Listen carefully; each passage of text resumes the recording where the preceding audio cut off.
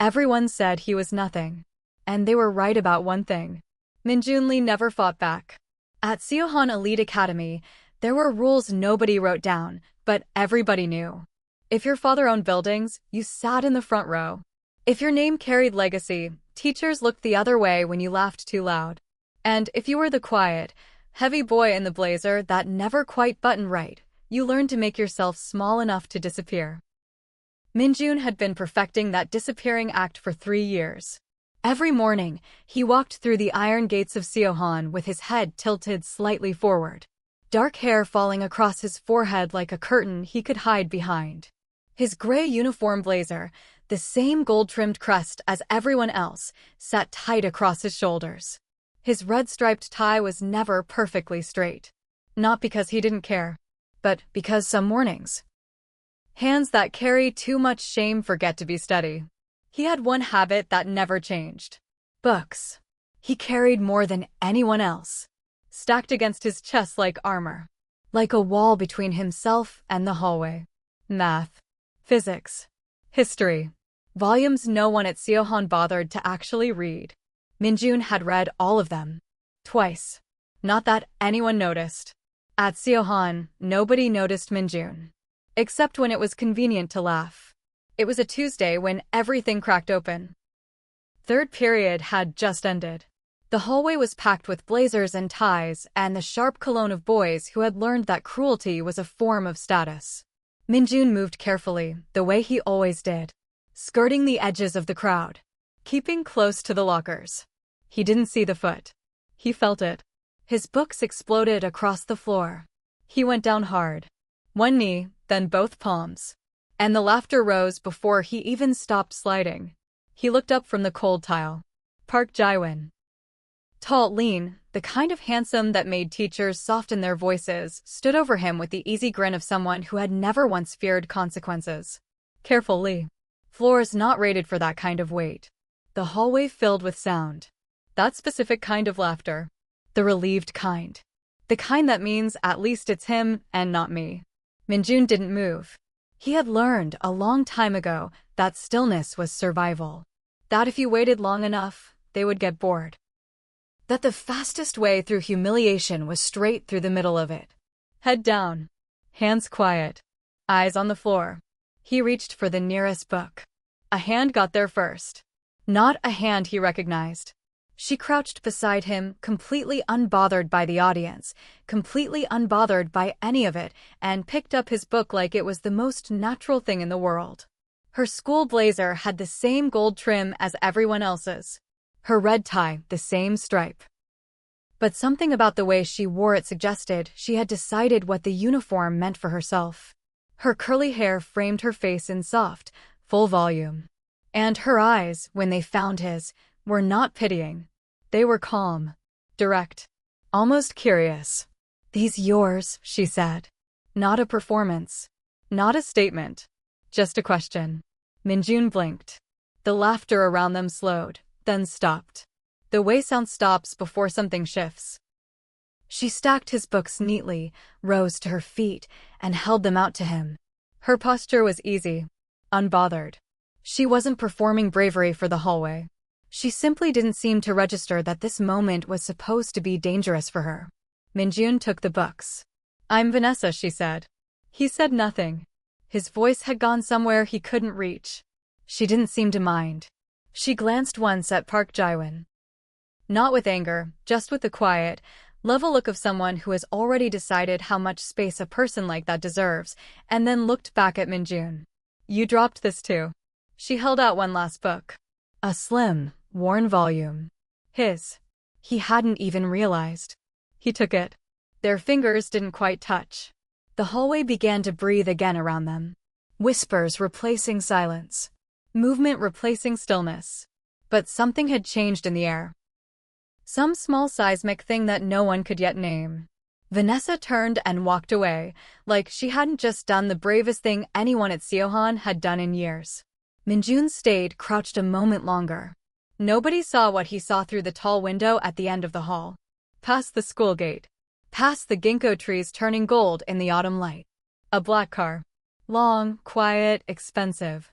parked exactly where it always was, and two men standing beside it, watching. They always watched. Minjay stood, straightened his tie. They don't know who he is, a voice whispered somewhere in the back of his mind. His own voice. A reminder he gave himself every morning like a prayer. Keep it that way. He walked to his next class. But for the first time in 3 years at Seohan Elite Academy, someone had picked up his books. And Minjay had no idea what to do with that. Before we go any further, go ahead and subscribe to this channel and share this story with someone who loves a good underdog tale. Because your support is what helps us bring more stories like this to life together. It truly means everything seeing this community grow from every corner of the world. Every share helps us keep creating together. The rest of that day passed the way most days at Seohan passed for Minjay. In careful, practiced silence. He sat in the back of every class. He took notes in a handwriting so small that anyone trying to read over his shoulder would have to lean in close, which meant they'd have to acknowledge he existed first. Nobody did. He answered questions only when teachers called on him directly. And even then, he kept his voice low enough that the answer barely carried past the third row. It was a system. It worked. At least, it had worked before today. Now something had shifted. Some small gear in the machinery of Seohan's social order had turned in a direction it wasn't supposed to. And Minjay could feel it the way you feel weather changing before the sky shows you anything. In the corridors between classes, eyes landed on him half a second longer than usual. Not with cruelty. With something closer to recalibration. That's the voice she helped. He heard it once without turning his head. He didn't acknowledge it. He pressed his books closer to his chest and kept walking. The cafeteria at lunch was the part of every day Minjay had perfected the art of surviving. He arrived early, before the rush, before the noise organized itself into social territories, and chose the same corner table he always chose. End of the row. Back to the wall. Sight line to the exit. He set his tray down, opened the book he carried specifically for this purpose, and ate slowly. Eyes moving across the same page he had already read 4 times this week. He did not look up. He heard Park Jae-won's group before he saw them, the way you hear a storm before it arrives. That low pressure of collective laughter moving through a room like a front. They settled at the center table with the ease of people who had never once questioned whether they belonged somewhere.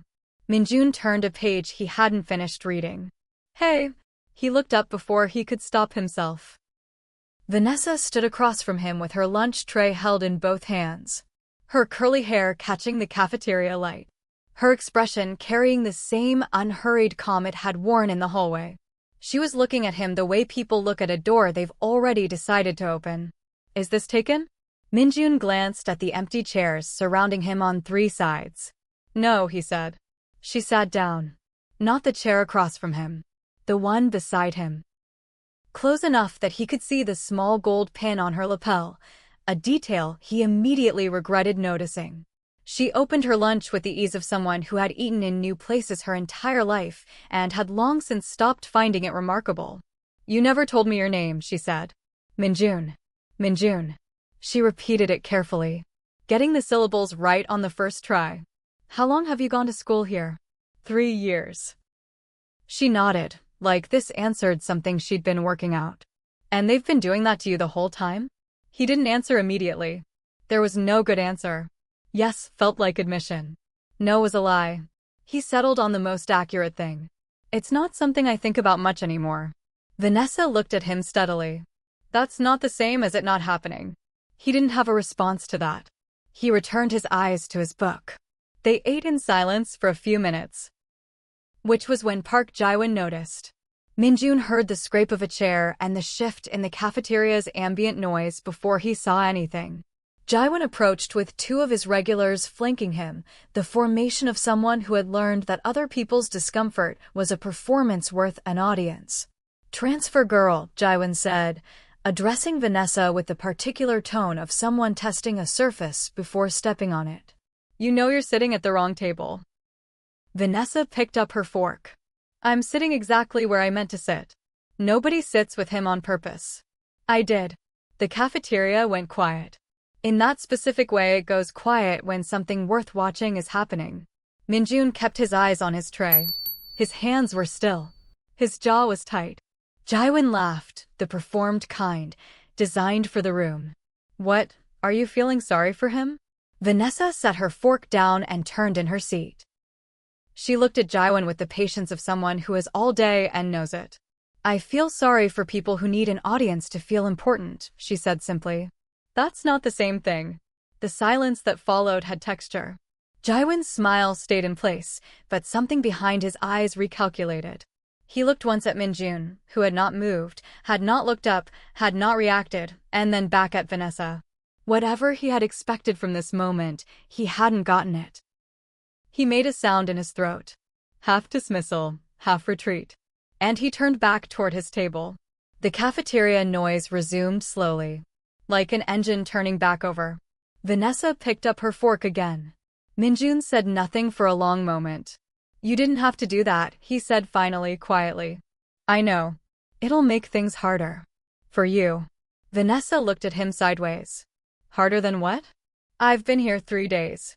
I don't have anything to protect yet. She took a bite. Maybe that's useful. Minjun looked down at his book. The words had stopped meaning anything. They were just shapes on a page while something in his chest moved around, looking for a place to settle. He didn't say thank you. He didn't know how to say it in a way that wouldn't sound like surrender to something. And he wasn't sure yet what that something was. But he didn't move to another table either. That afternoon, Minjun left through the East Wing exit the way he always did. The long way around. Which added 7 minutes to his walk, but bypassed the main courtyard where Jaewon's group tended to collect after the final bell. He had mapped Seohan's exit routes in his first month the way you map a building you're not sure you'll always feel safe in. He came through the side gate onto the narrower street that ran parallel to the school's main road. The car was already there. It was always already there. Black. Long. The kind of vehicle that announced its own seriousness without decoration. It sat parked 20 meters from the gate, engine off, windows dark, and the 2 men standing beside it wore plain clothes that were too well-fitted, too deliberately unremarkable, to belong to anyone ordinary. Minjun walked past without slowing. One of the men gave him a small nod. Barely a movement. The kind of acknowledgement that belongs to a language spoken entirely in posture and glance. Minjun did not return it. He kept walking. Eyes forward. Pace unchanged. He had been doing this since his first week at Seohan. His father's arrangement. Non-negotiable, like most of his father's arrangements. They stayed far enough back to maintain the fiction that Minjun was a normal student living a normal life. Close enough that nothing could happen to the only son of Lee Minjay without a response arriving in under 4 minutes. Minjun had timed it once. Out of curiosity. Out of something darker than curiosity. He turned the corner onto the main road and exhaled slowly. 3 blocks from the school, he stopped at the same convenience store he stopped at every day and bought the same black sesame rice ball he always bought. The woman at the counter knew his order without being told. He paid, stepped back outside, and stood eating in the cold air. Watching the street the way he always watched streets. For disruptions in pattern. For things that didn't move the way they should. He noticed the motorbike parked across the road. It had been there yesterday too. Different rider. Same bike. Or a bike exactly like it. Which meant the same thing. Minjun finished the rice ball, folded the wrapper neatly, and dropped it in the bin. He walked home. He said nothing about the motorbike to anyone. The whispers started on a Thursday. Minjun noticed them the way he noticed everything at Seohan, peripherally, without appearing to. A cluster of second years near the science building speaking in the lowered, urgent register of people who have heard something they're not sure they were supposed to hear. 2 of Jaewon's associates in the East Corridor, heads close, one of them glancing up and scanning the hallway before continuing. The word Minjay moving through the school like something let out of a container. He heard it in fragments over 2 days. Saying the kid's father is actually Minjay? The Minjay? That's not. Someone told Hyun's older brother and he said. Minjun kept walking through every fragment. Kept his pace steady, his expression neutral, his books against his chest. He ate at the corner table. He took small notes in small handwriting. He waited for the geometry of the problem to become clear. On Friday, Vanessa sat beside him at lunch without being asked. She had started doing this without ceremony. Appearing with her tray, sitting in the same chair, eating with the same ease, as if the cafeteria had always felt like this, and not like a room he had learned to survive. They had begun to talk. Not about large things. She asked what he was reading, and he told her. He asked what her previous school was like, and she described it in specific, vivid details that made it feel real. She spoke the way people speak when they are used to their own company and have learned to be honest inside it. On this particular Friday, she was halfway through a description of a teacher from her old school when she paused. "People keep saying a name around you," she said. Minjay looked at his tray. "I've noticed it," she continued. "When you walk past certain groups, after you're gone." "Minjay, is that a nickname?" "No." She waited. She was good at waiting. Better than most people, who fill silence out of discomfort. Vanessa seemed to understand that silence is sometimes where the real answer is being assembled. Minjay set down his fork. He looked at the tabletop for a moment. Then at her. Her expression was steady and without agenda. The face of someone who had asked a question because she wanted the answer, not because she wanted what the answer might give her. "It's my father's name," he said. "People at school know your father's name?" "Some people know it." He paused. "People who shouldn't." Vanessa's brow moved, just slightly. The small adjustment of someone filing new information carefully. "What does he do?" Minjay considered this the way he always considered it when someone got close to it. Weighing the partial truth against the complete one. Measuring how much honesty the moment could hold. "He runs things," he said. "Organizations. Operations." He stopped. Started again. "He is the most powerful man in a world I want nothing to do with." Vanessa was quiet. "That's why the car," she said. Minjay looked at her. "Outside the school gate," she said. "I've seen it every day since I started." "And the men beside it?" "They watch the east exit specifically." She met his eyes. "They watch for you." Something moved through him, not alarm exactly, but the sensation of being seen in a room he had spent 3 years learning to be invisible in. "You noticed," he said. "I notice things," she said simply. "It's not a judgment. I noticed the watch too." "The first day. In the hallway, when you were on the floor. Your blazer sleeve pulled back and the watch was," she made a small gesture. "It was worth more than my father's car." Minjay said nothing. "I'm not afraid of it," Vanessa said. "Whatever it is. I'm telling you so you know that I see it, and I'm still here." The cafeteria moved around them. Trays and voices and the scrape of chairs across linoleum. Minjay looked at the table. At his hands. "My father's name carries weight in certain circles," he said quietly. "Criminal circles. Organized ones." He kept his voice flat and factual. "The way you deliver information you have had a long time to stop being shocked by. He built something large and dangerous.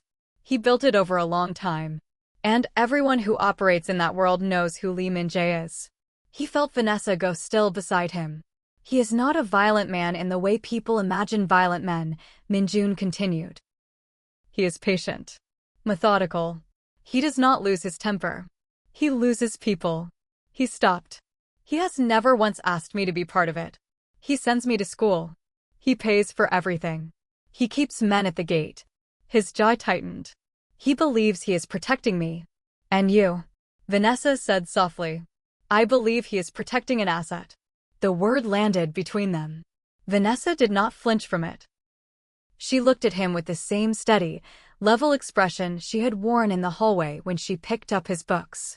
Not pity. Not performance. Just presence. "Does anyone at school know?" she asked. "Until this week, I believed no one did." "What changed this week?" Minjay looked at the far wall. At the windows he couldn't see the street through but was very aware existed.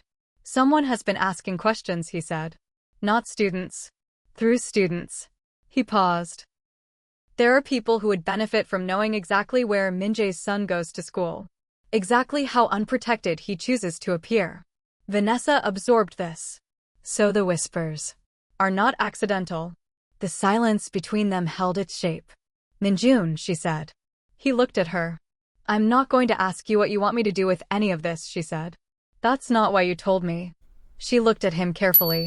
"You told me because I asked. And because you are, I think, a person who does not like to lie to people who are paying attention." He held her gaze.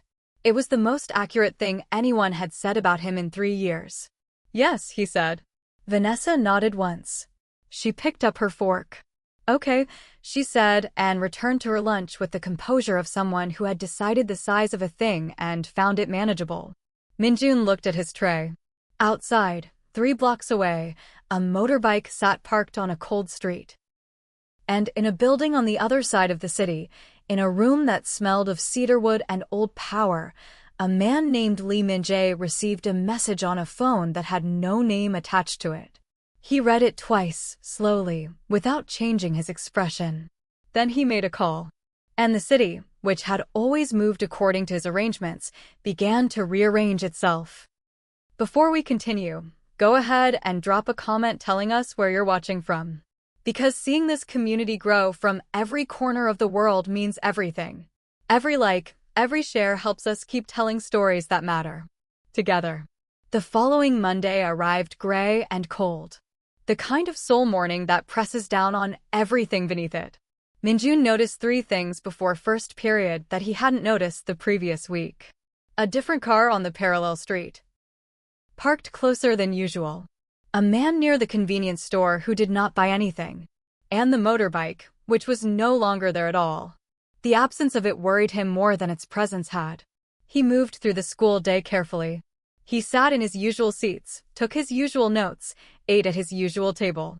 Vanessa arrived at lunch with her tray and sat beside him without ceremony, the way she had every day for 2 weeks now. They talked about small things. A book she had found in the school library. A problem from his physics set that had an elegant solution she wanted to understand. He explained it. She listened the way she always listened. Which was completely. He did not tell her about the car. About the man. About the missing motorbike. He did not want to frighten her. This, he would later understand, was his first mistake. The ambush happened on the walk between Siahan's East Gate and the convenience store. Minjay had stayed late. A teacher had asked him to collect exam papers from the administrative office, a task that added 20 minutes to his departure and pulled him outside the window when his father's men were positioned closest to the gate. He was aware of this.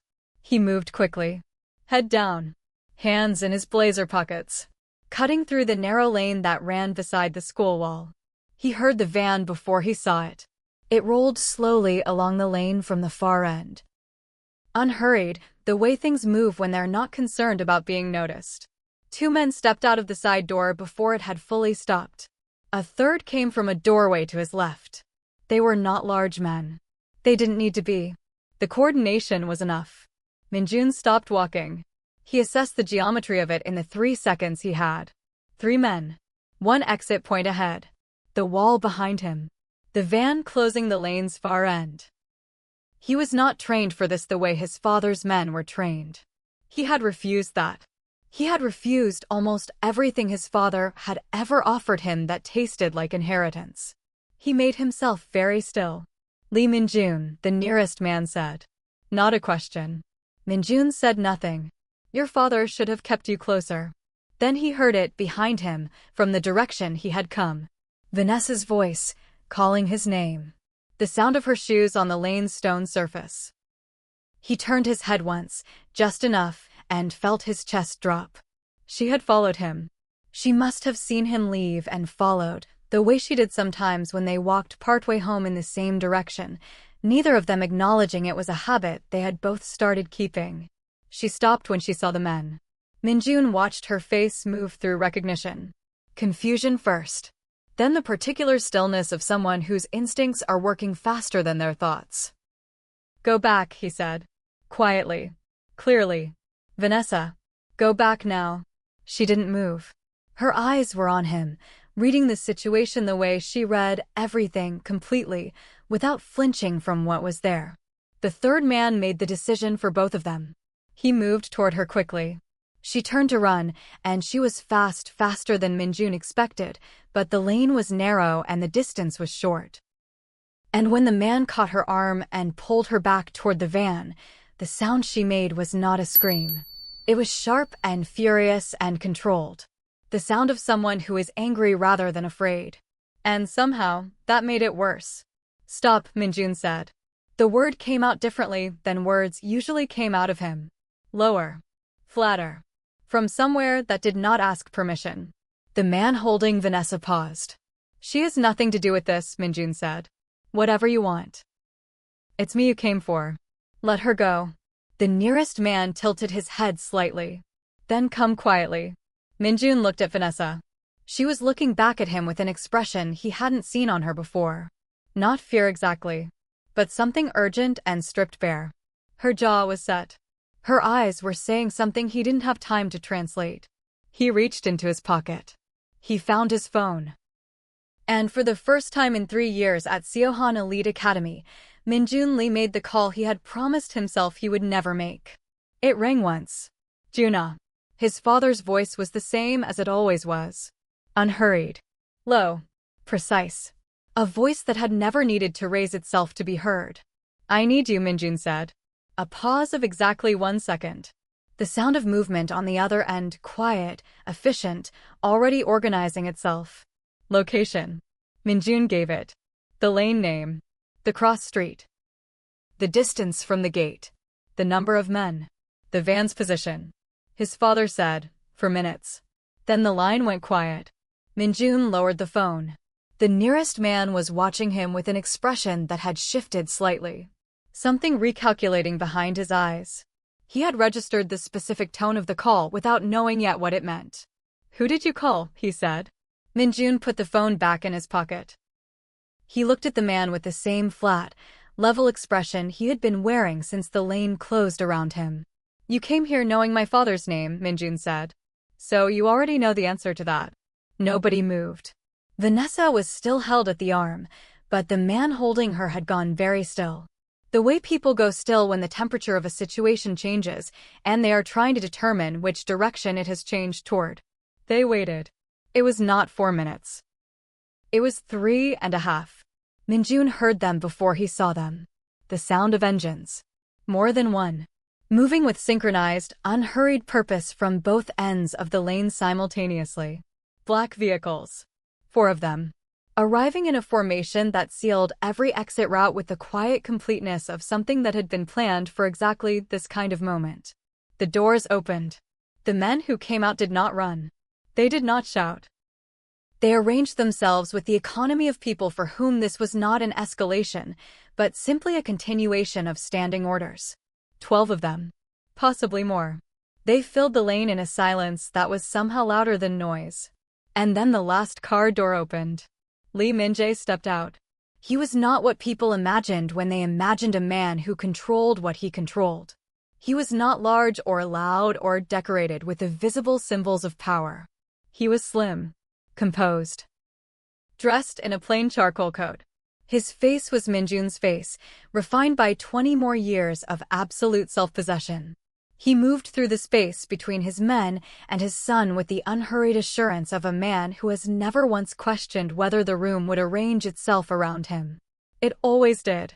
He looked at the 3 men who had arrived in the van. He looked at them for a long moment without speaking. That look, Minjun knew, was not threatening. It was simply a category of assessment that left no room for misunderstanding. The man holding Vanessa let go of her arm.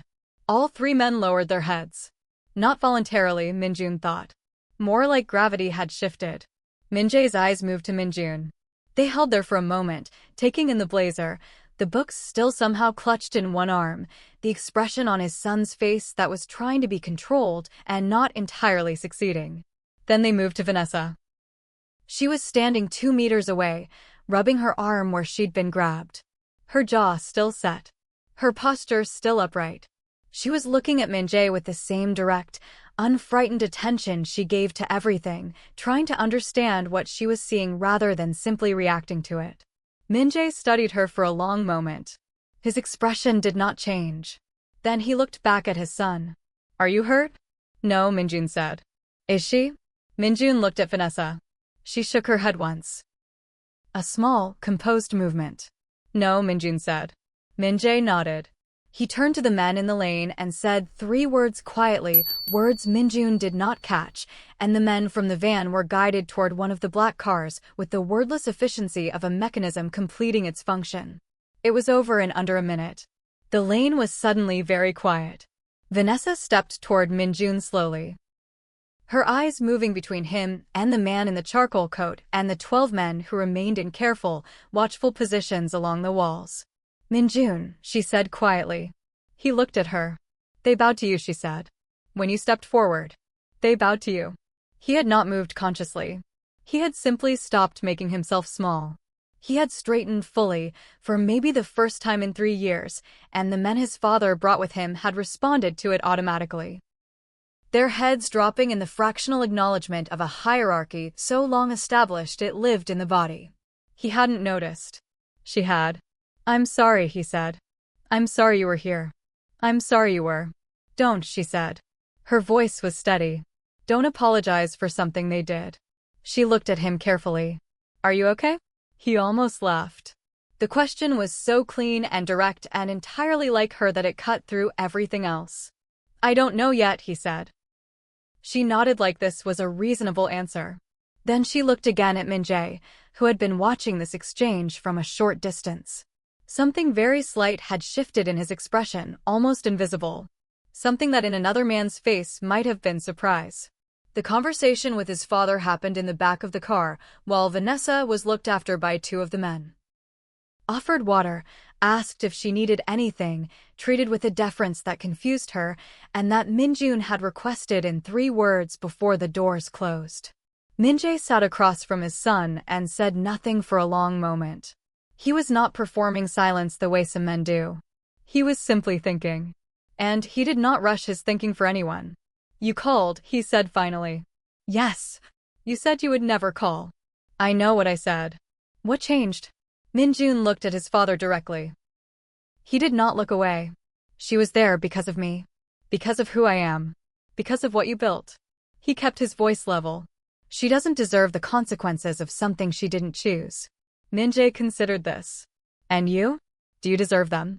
I've been managing them since I was 14, Minjun said. I know how to carry it. She doesn't. His father looked at him for a long time. She is important to you. It was not a question. Yes, Minjun said. I had her investigated when she began sitting with you, Minjay said, without apology. Standard procedure. Minjun felt his jaw tighten. And? She is exactly what she appears to be, his father said. Which is rare. A pause. She defended you before she knew anything. That is not a small thing in my experience. Minjun said nothing. Then I want to talk about the organization. About what comes after you. Minjay's expression did not change.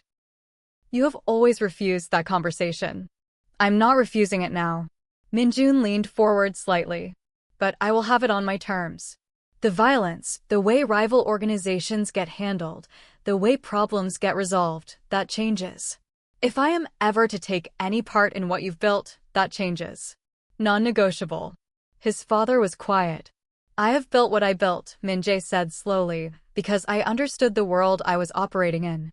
I understand it too, Minjun said. I have spent 3 years watching it from close enough to smell it. I understand it. I'm telling you it can be different. He held his father's gaze. I'm not asking. I am telling you. If you want me in this, those are the terms. The car was very quiet. Lee Minjay looked at his son. Really looked, the way he rarely allowed himself to look at the boy who had always chosen books over power and invisibility over dominion.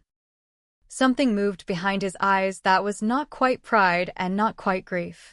But it lived in the neighborhood of both. You have your mother's stubbornness, he said. I have your precision, Minjun replied. I'm using it differently. A long silence.